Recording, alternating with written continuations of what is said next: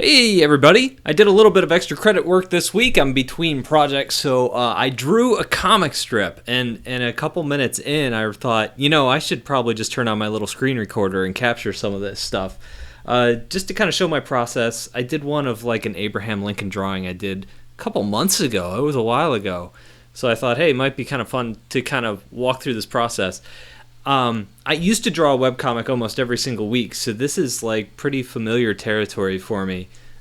Pretty common stuff. This is usually in my reviews when I talk about like my style and what I do by default. It's this kind of stuff, this kind of like pen and ink, line work, comic strippy type stuff.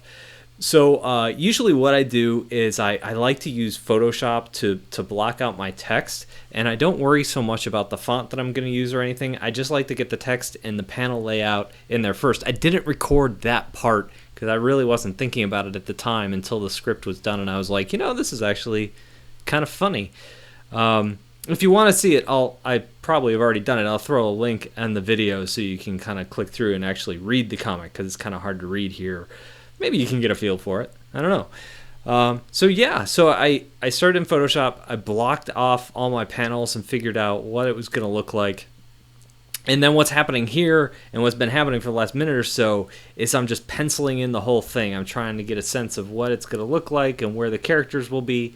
I'd like to have the text in there first so I know how much space I have for the characters and that sort of thing on the page. And so that's what's going on here. I think I am using, it's called Clip Studio, which was one of my favorite programs to draw in because I really like the ink lines and stuff like that. I'm on my Surface Pro. You can tell because I have my little menu thing in the lower right-hand corner, and I just moved it to the lower left-hand corner. And what that does is that gives me like little on-screen things. So one of those is an undo button, one's a delete button, one's a shift button. So they're just on-screen commands which make it easier to use the Surface Pro, which doesn't have any physical buttons to hold unless I unfold the keyboard. So it just makes it a little bit easier for me to do that. So now I have moved on to inking. I kind of like sloppy-ish, cleanish lines somewhere in the middle. And that's what's going on here is I'm just kind of tracing it. I like to get darker lines on the outside and thinner lines on the inside. And then I add these just tiny little, they're not really shading lines. They're just tiny little lines that that add a little bit of accent to the artwork.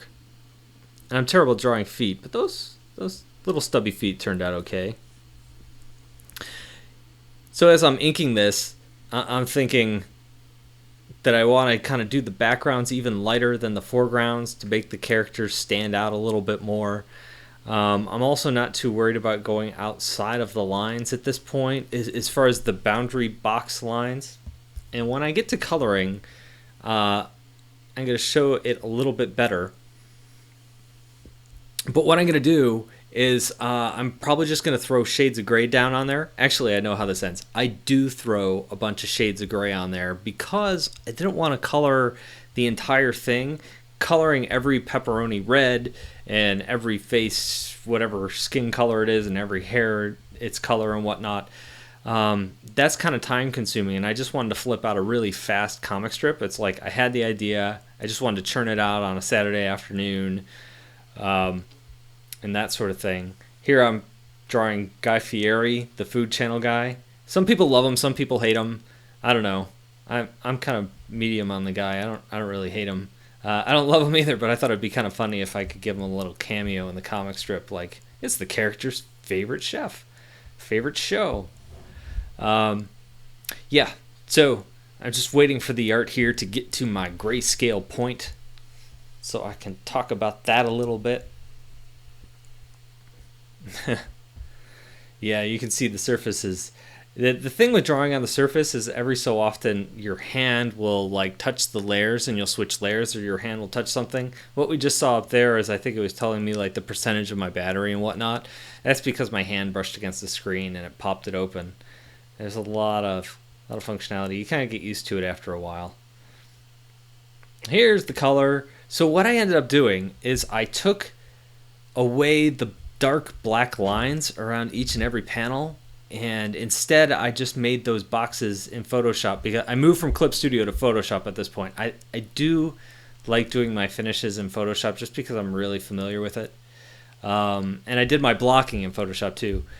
But what I'm doing here is I'm going through and I made the background of each panel like a blue, and now I can go in and I made each box white.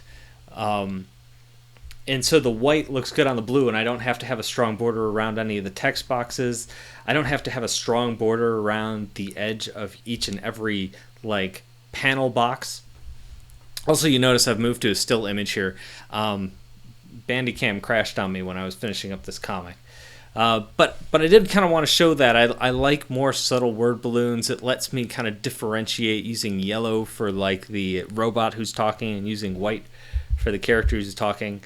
This is pretty common stuff. Usually in the past I used to color my comics doing them full color. This I just did kind of the grayscale with a little bit of blue hue on it, which worked out pretty well for it.